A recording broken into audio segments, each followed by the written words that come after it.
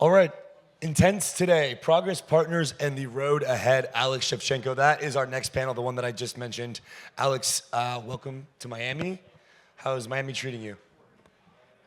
So the internet is really shit, mobile internet. I feel like I'm not in Miami, but in some kind of Miami grad. Yeah, but like yeah. But besides that, the events are amazing. So many not very typical crypto people here, but lots of interest from institutions and bigger organizations, which is great.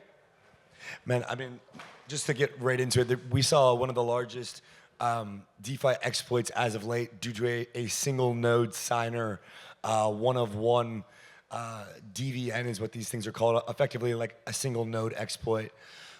When you're thinking about the landscape for interoperability from Intense, how important is it to just move away from centralized bridge designs and really be able to kind of scale into more efficient and more practical bridge designs? Yeah, that's a great question. So fundamentally, even if you're working within a single blockchain, the people who are working with it are not just only decentralized applications. When you have centralized exchanges integrated with these, people who are doing like moves outside of the blockchain, and because of this, the security concerns are extremely important, right? You cannot just roll back the chain 3 hours like Litecoin did and expect that everything performed as it was expected. 17 sigma deviation, is nice. This is what it happens with our chains. The same way how we would not expect that a one-day rework of Bitcoin would be okay, right? Nobody is expecting this. So from that standpoint, cross-chain is extremely complicated, and security practices, they must be hardened everywhere, especially right now with the development of AI, and there are we observe lots of AI-assisted hacks. By the nature of what we're doing, we're exposed to all of these different signals from all of these different ecosystems, and we need to react accordingly. And because of these, our security practices on the topest possible level here. I have been running. I started the first bridge with the Near ecosystem, which is called the Rainbow Bridge. At some point in time, there were more than 2.5 billion of highly liquid assets on this bridge, not being hacked, and I would take a credit for it. But it evolved. It evolved into OmniBridge, and OmniBridge right now is managed by the Near one, and then the team is doing an absolutely amazing job on doing this stuff. So, need to make sure that there are enough fences so that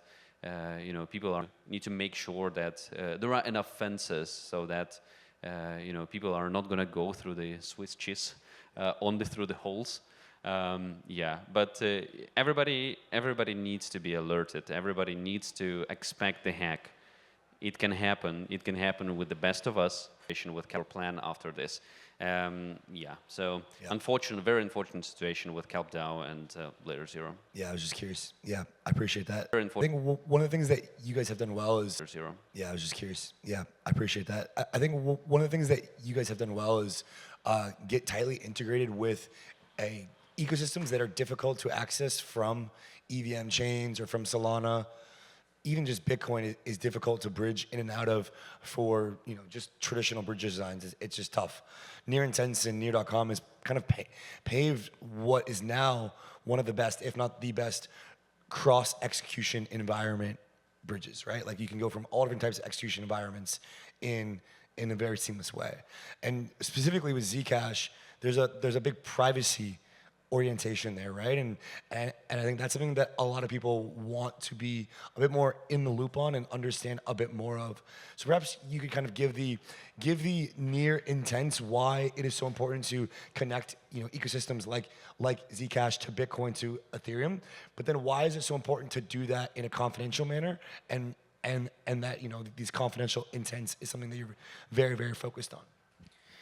Yeah, so historically, we've built public blockchains as an idea to create a decentralized version of a money where there is no centralized authority that is controlling the flow.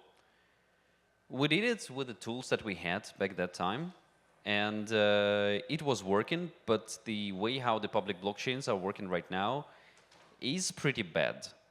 And to give you an example here, like if I'm gonna go and pay with my USDT on Tron for, which is in some places is accepted, for my coffee, the problem that I'm gonna see is that the person on the other side of the counter would now suddenly know all of my transactions that have been happening through all of my time. And then in case a potential person who wants to attack me would understand that I was in this coffee shop at this point in time, and there is a pattern that I'm going to this coffee shop and I'm paying because they know what is the address of the coffee shop, because maybe it's leaked somewhere in the internet, and all of the stuff. So then they can attack me. Traditional financial system doesn't have this flaw. When I'm using my Revolut card and paying for my coffee, nobody knows how much money I own. So privacy and all of the discussions around privacy with the blockchain is actually bringing back normality into the blockchain world, into the financial aspect of the blockchain world. And this is extremely, extremely important, and any meaningful adoption can happen only through the privacy.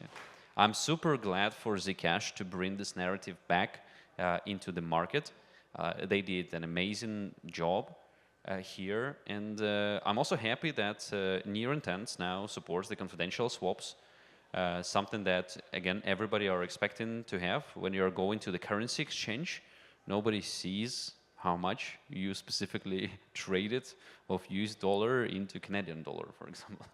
And now we have this functionality, this one additional piece of infrastructure that allows you to also confidentially trade currencies. So. Yeah, I feel like that's a big part of the next evolution of this product, right? Because I think what we've seen is the emergence of a lot of crypto assets on chain for the last 10-ish years, specifically in the last 5, right?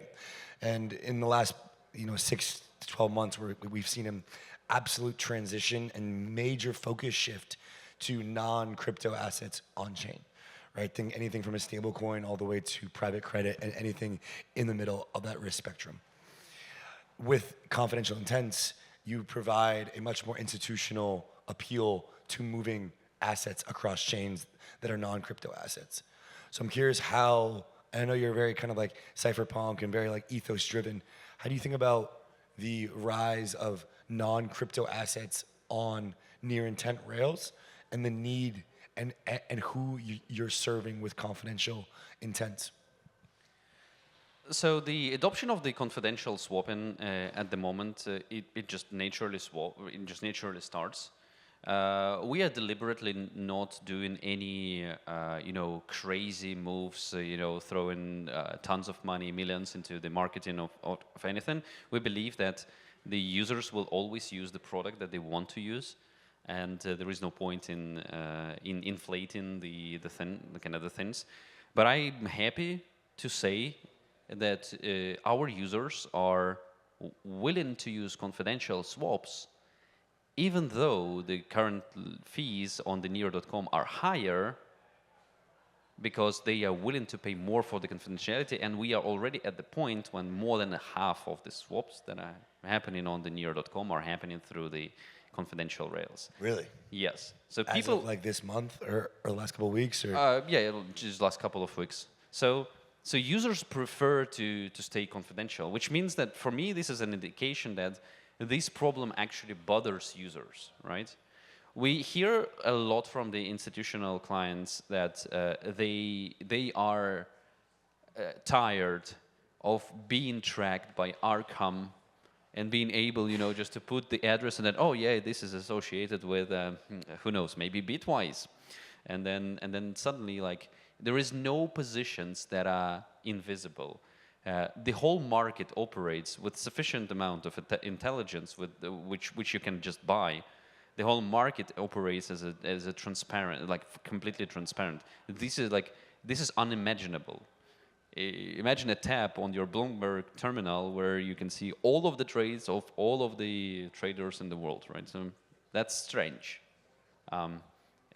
Yeah. So then I think, like, do you think that there is a stronger desire than from the larger asset managers and allocators to use these rails for their kind of onboarding of this tokenization wave and to use confidential intent for for that? There are so many different use cases. There are many projects that are willing to move, for example, payments and payrolls onto the blockchain because it's just much more efficient, especially for the cross-border transfers. They want to have who are willing to liquidate their positions, and now suddenly, if there is a project that they invested in, and they know what was invest you're getting is of the fund, and then suddenly if the fund wants to liquidate the position, the next thing that you're getting is a fund, and then suddenly if the fund wants to liquidate the position, the next thing that you're getting as a fund manager is a call from the project like, why are you doing this? Why are you liquidating? Well, we are kind of doing the rebalancing of the portfolio, blah, blah, blah, all of this stuff, yeah? Nobody wants this. So if you want to dump your tokens, dear funds, come to Near.com and you can do it, and nobody will see it. And there are many other very natural use cases. So I was obviously exaggerating and going to the extreme here, but there are very natural, very normal feel of your financial life not being exposed to the whole world. 100%. When it comes to some of the revenue that Near Intense has kind of accrued and generated as of late, has it surprised you? It somewhat surprised me, but like approximately 1.5, 2 years ago, when I was first looking at the cross-chain market for the decentralized protocols, I was surprised that this market is, there are market participants, and Thorchain back then was like super big. But I was surprised that the algorithms and the approaches were extremely inefficient. It felt to me, in comparison with the traditional markets, that this is completely, open field, and people are amateurs. And my feeling was that, hey, we can make a next step of bringing better technology that is going to be more convenient for users because we are experts in making great user experiences. But then we also can make it closer from the standpoint of the guts of the protocol and make it at least at the level of the centralized exchanges. When there are market makers, when there are users, they are matched against each other through some kind of form of a matching engine or like order book, blah, blah, all of the stuff. And this will make the capital much more efficient and still preserve all of the great things. So yeah, I was amazed that the market exists. It is extremely inefficient. So I'm happy that Near Intense was able to move forward and capture this attention. This is definitely not because of me. This is definitely because of all of the great people who are working in the team. So kudos to my team, so that I can sit here and tell them about how good they are. Yeah, and on the revenue side, did you anticipate, or were you worried, and is it still a concern that the fee switch was going to deter users who are looking for the best rates or best pricing? I don't think so. So the fee switch is just, it was just pretty clear that the protocol needs to earn money, right? And then for those of you who don't know, in February what we did is we actually said that, hey, dear partners who are integrating with Near Intense, you're setting up your own fees that you're getting, so we would like to get a cut of these fees, right? That was as simple as that. This is a win-win partnership, completely symbiotical in between the parties. So this is a natural thing. I always, when I'm working with somebody, with an external person, I'm always asking myself a question, so why this person is interested in this partnership, where he does earn money. And if this person doesn't give me an answer to this, it means that there is something sketchy that is happening here. I don't want to feel sketchy. I don't want other people to feel sketchy about myself. So I'm able to very openly say, yes, we would like to work with you because the success of your business means the success of our business too. So let's work together. Let's grow together. We're not forcing you to have fixed payments to us, nothing like that. If you're big, then we are big. If you're small, then we are also small. We're working as partners forward. And Alex, why are the fees higher on the private side than the public side? This is a decision of the product team for the Near.com. So the protocol fees is like the protocol sells in two swapping through Near intents. So every time when you're executing ships, so for example, users on Ledger are swapping through Near intents. So every time when you're executing the swap on Ledger, there is a chance that it is gonna be routed through the Near intents. But then there is also our own front end, which is Near.com. There are product people there that are working there. We don't want to make it for free, and so users expect it to be free. It would be a misconception. And then there was just this idea to test out, what if there will be just additional 5 bips on top of this? Would people bother a bit more, but for the privacy? And are they willing to pay just a little bit more, but for the privacy? And what the market tells us is that, yes, people care enough about privacy to pay for it. This is an absolutely great and important insight that we're getting from here. And just last thing quickly, what do you think gets the Near intents revenue to, several $100 million a year? So the path here is not going to be simple. Everybody understands this, and our first there are multiple directions that we are taking in order to get there, and they are mostly widening up the addressable market for intents or widening up the set of products that we are proposing to our customers. So on the addressable market, we are moving towards the institutions. We have great partners who are actually performing quite a lot of volume, and we are making this technology much more accessible ability to them. This includes security, attestations, ability to do later settlement, margins, all of these different things. On the breadth of the products, we are definitely integrating more chains, more interesting tokens. This is like a very simple step. But then we are getting additional features like confidential intents, and then an ability to earn so that the assets are not just stored there, but they are productively used.